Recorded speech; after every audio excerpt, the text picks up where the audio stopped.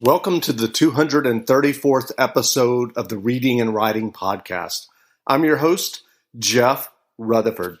Stay tuned for my interview with Ruth Vincent, author of Elixir, a changeling PI novel. Stay tuned for the interview.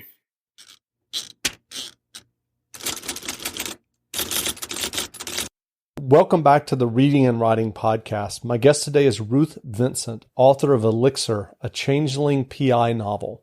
Ruth, welcome to the podcast. Thank you so much for having me.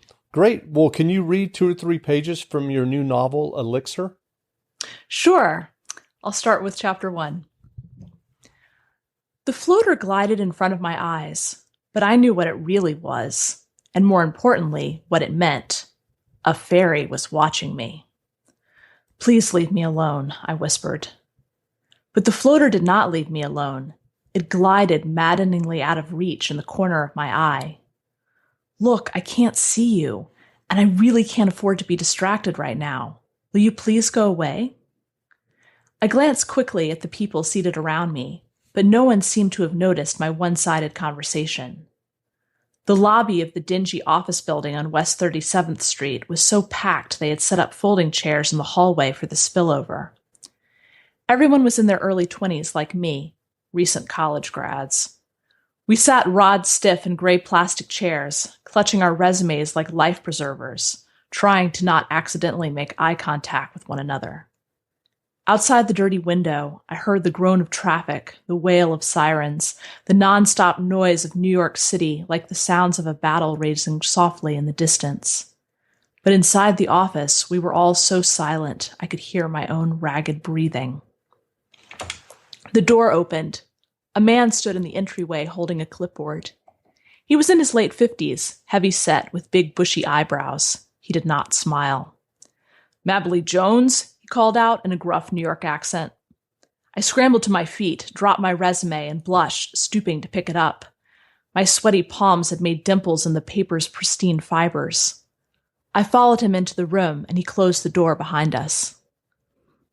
He took a seat behind a mahogany desk, polished to such a high gleam I could see my reflection. Pasty pale cheeks, snub nose, pixie-cut brown hair sticking up every which way. I tried to smooth it down with my fingers. The wool suit jacket I'd borrowed for the interview from my roommate and best friend Eva itched at my back. The man extended his hand. "Chief Investigator Reggie Ruggiero," he said, still not smiling. "You can call me Reggie." Reggie's eyebrows resembled 2 gray, fuzzy caterpillars that moved when he talked. My nervousness was making me want to smile for no reason at all. I tried to suppress it. Reggie perused my resume. Every so often, one of the caterpillars moved up or down. It was making me too nervous to look at him, so I stared out the window instead, watching the ghost of steam rise up from the pipes on the roof below and swiveling back and forth in my chair. "Please let this one work out," I prayed silently. I was getting desperate.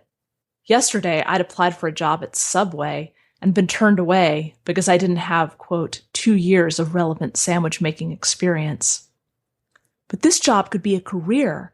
My heart thudded so hard in my chest, I thought perhaps he could hear it. I couldn't face another call to my parents. They were being so supportive, but it just made me feel more guilty. And they didn't even know the real reason I felt so guilty. I'll stop there. Okay, great. Well, if someone listening hasn't heard about Elixir, a changeling PI novel yet, how would you describe your novel? Sure. It's urban fantasy, and it's about a fairy who's gotten tricked into becoming a changeling by the fairy queen. So now it's 22 years later, and she's trying to make the best of her human life as this 20-something living in New York City. And she ends up becoming a Private Eye's unpaid intern. And while investigating a missing persons case, she meets this nightclub owner who she thinks might be another fairy changeling like herself. It turns out the real story is more complicated than that, but he has found a way to steal the fairy's magic elixir and is now bootlegging it to human beings, giving them temporary magical powers, which of course has disastrous results. So do you remember the original idea or impetus that led you to writing Elixir? Sure.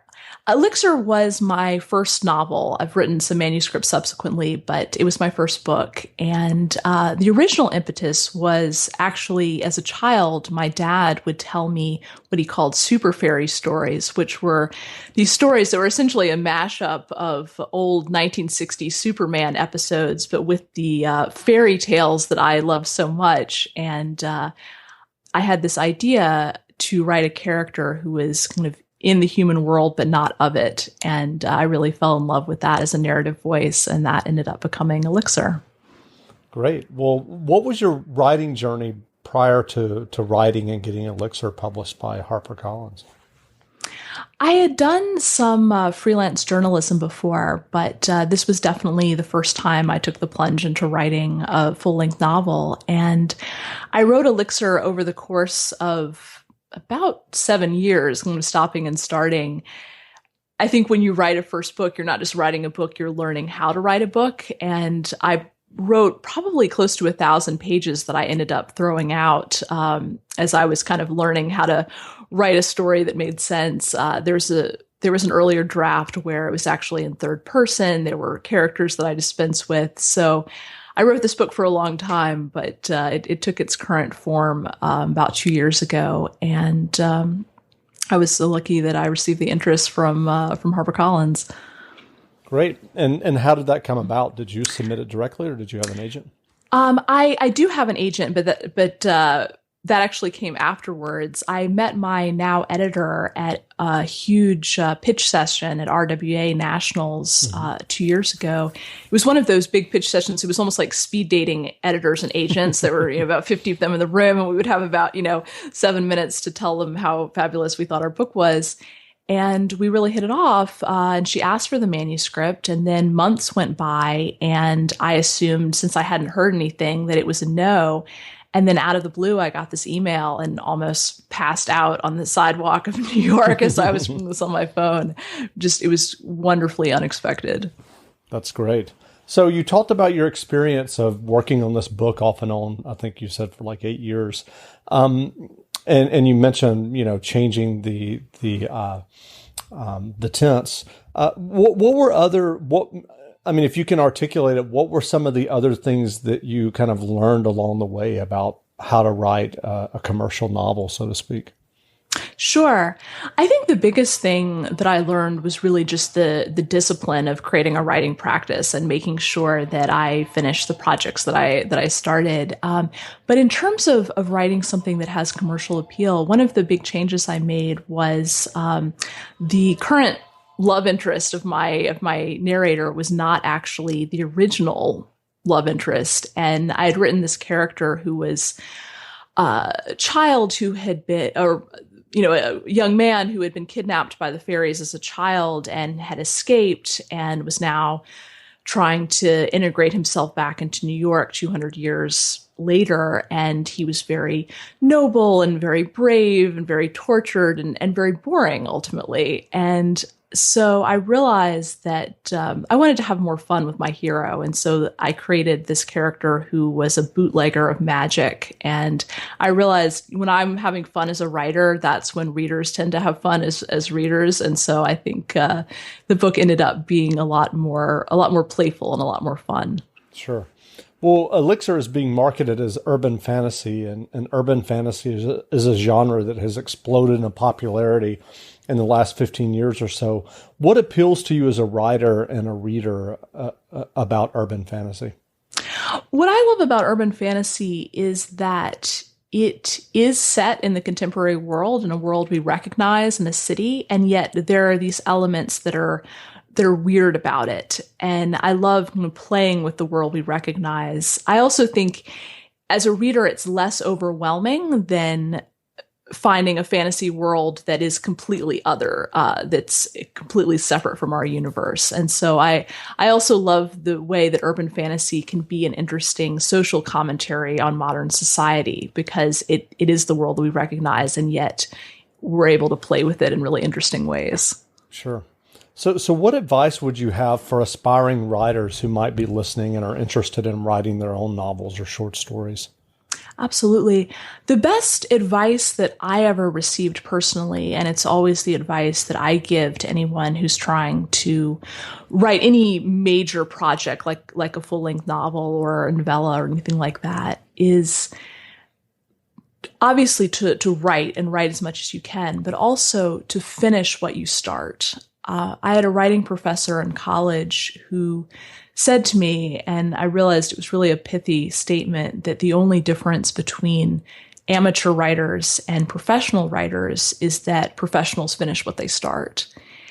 And I realized at that time I had a bunch of half-finished, half-started manuscripts, and I realized that the only way I was ever going to get published is if I had a finished book. And so that's really the best advice I can give to other writers, even if you don't think it's good, even if you think that, it's not the best story. We're all the hardest critics on ourselves. And the only way that you can get a book published is to have a book finished. And so I really encourage everyone to just go ahead and finish the book. Sure. When you sit down to write, are there ever days that you need to do something to jumpstart the process? It can definitely be difficult to get into it. I try to start with a sprint where I just write. I don't look back over anything I've written, because that's when the editorial voice comes in that I think just kind of kills that creative flow. And I try to just write as much as I can without thinking about it. I know I can always come back later, and that helps to kind of get the juices flowing. One thing I've noticed is that even when I think I'm not inspired, often that inspiration will come as I get into it. And so I try to just block it out in my schedule and write as much as I can and hope that the muses start talking once the words are on the page. Sure.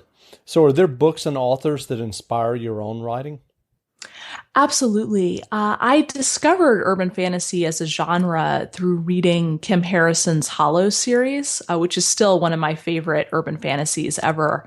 Prior to that, I'd read a fair amount of epic fantasy, Tolkien and whatnot, but I had just never read anything like that. And I recently finished that series. I'd been procrastinating on finishing because I just didn't want it to end. I have a lot of favorite urban fantasy writers, but if I would recommend one series to someone, that's usually the series. That's great. So is the next novel in the Changeling series, is it been scheduled for publication? Absolutely. It's coming out in October of this year. And I'm already hard at work on it with my editor. And what's the title of that one? That one is actually untitled as of now. Okay. We will see what they end up titling it. Sure. And so have you started working on what would be the third novel at this point? At this point, I haven't. We're still very much just working on book 2. I do have a completely separate gas lamp fantasy, Victorian fantasy novel that I have in the works right now. But we'll see after book 2 what happens with book 3. Great. And where can people find you online if they're interested in learning more about you and about your books? Sure. You can find me on my website, which is ruthvincent.com. Or I'm also on Facebook, Ruth Vincent Author, or on Twitter at @ByRVincent. That's BYR Vincent. Great. And I'll have links to all of those in the show notes as well. Well, again, we've been speaking with Ruth Vincent, author of Elixir, a Changeling PI novel. The book is available in bookstores now, so go grab a copy. And Ruth, thanks for doing this interview. Thanks so much for having me, Jeff.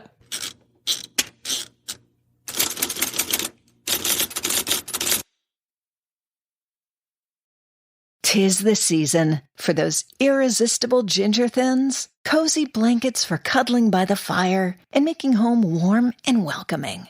For one-stop holiday shopping, visit your local IKEA or ikea-usa.com/holiday. Is that Dunkin's new holiday blend coffee? Sure is, because sometimes the holidays just call for Dunkin'. What's in it? A spark of holiday spirit? A cup full of holiday cheer? Your very own holiday shopper? Actually, all that, and notes of molasses and dried fruit. Just the warming blend I need for that holiday hustle. Sit through the holidays with the $2 medium holiday blend coffee at Dunkin'. America runs on Dunkin'. Participation may vary. Limited time offer. Exclusions apply.